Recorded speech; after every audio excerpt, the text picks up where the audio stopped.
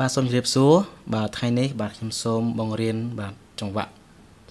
សារវ័នមួយបទដែលមានចំណងជើងថាបាទ Spin Otaki បាទនៅក្នុងបាទ Ocasio បាទ CTX 800 បាទដើម្បីលេងបទចម្រៀងមួយបទនេះបានគឺយើងត្រូវការរើចង្វាក់ហើយនឹងសំឡេង2 3សំឡេងដើម្បីឲ្យលេងចង្វាក់បទនេះមកវាមានភាពស្រទន់ហើយនឹងវាមានជាតិព្រោះបាទដើម្បីរកចង្វាក់ចម្រៀងនេះបានគឺយើងចុចលេខ rhythm នេះមកបាទហើយយើងចុចលេខ198សម្រាប់ចង្វាក់សារបានដែលខ្ញុំបានរៀបចំទុកប៉ុន្តែបងប្អូនអាចរៀបចំទុកខុសពីហ្នឹងគឺយើងចុចលេខហ្នឹងបានដែលបងប្អូនរៀបចំទុកបន្ទាប់មកទៀតខ្ញុំបានចង្វាក់ហើយខ្ញុំចាប់ផ្ដើមរៀបចំតាមប៉ូហើយយើងចុចតាមប៉ូនេះមកហើយយើងចុច set លេខទាំងពីរដើម្បីឲ្យចង្វាក់សារបានហ្នឹងវាស្មើតាមប៉ូដែលគេធ្វើមកឬក៏បងប្អូនចុចជាលេខបាទចុចតាមប៉ូហើយចុច110ក៏បានបាទអញ្ចឹងគឺយើងបានតាមប៉ូហើយបាទបន្តមកទៀតគឺយើងចាប់ផ្ដើមរើសសំឡេងគឺយើងចុច tone នេះបាទយើងចុច tone នេះមកយើងរើសសំឡេងក្នុងបទចម្រៀងមួយបទនេះខ្ញុំចង់បានសំឡេង3សំឡេងបាទសំឡេងទី1គឺខ្ញុំដាក់សំឡេងត្រាំប៉ែតបាទ206បាទខ្ញុំចង់ចាំសំឡេងក្នុងហ្នឹង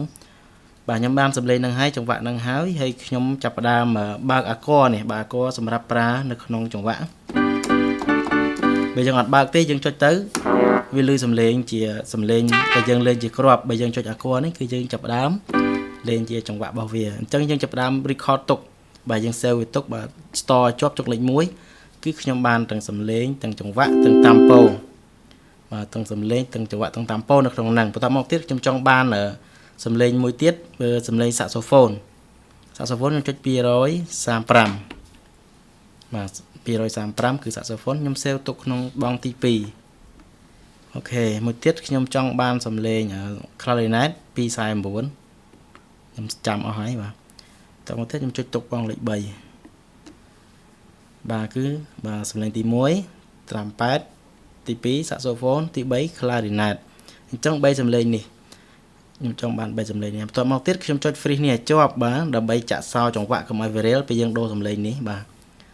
ក្នុងមួយបងនេះយើងមានបាន4សំឡេងមិនមាន3តែមិនបាន4ដល់8ដងណាអូខេបន្តមកទៀតយើងចាប់ផ្ដើមលេងបទចម្រៀងមួយបទនេះបាទសូមបញ្ជាក់ម្ដងទៀតក្នុងបទចម្រៀងមួយបទនេះគឺយើងមាន5អាគ័របាទអាគ័រទី1អាគ័រដូអាគ័រទី2អាគ័ររ៉េ major អាគ័រទី3អាគ័រមី minor អាគ័រទី4អាគ័រ sol major និងអាគ័រទី5 la minor បាទហើយបទចម្រៀងមួយបទនេះមុននឹងយើងលេងគឺយើងចាប់ផ្ដើមរៀបត្រៀមតាមប៉ូត្រៀមstart stop ហើយនឹងកន្លែងអុកអាគ័រកន្លែងអុកបាទគឺនៅកន្លែងនេះបាទ synchrony start stop នេះបាទចុចអានឹងមួយមកហើយចុចសម្រាប់អុកនេះមួយមក stop នេះគឺយើងចាប់ផ្ដើមលេងបទហ្នឹងគឺយើងអុកមក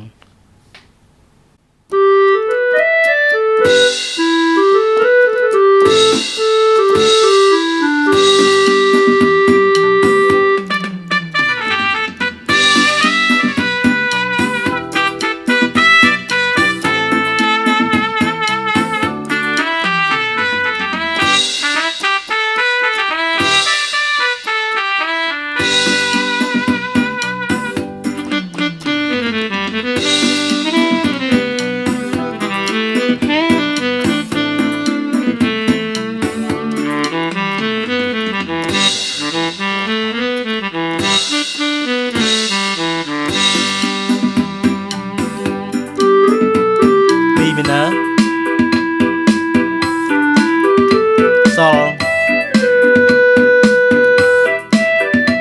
la minor mi minor re sol mi la re mi re sol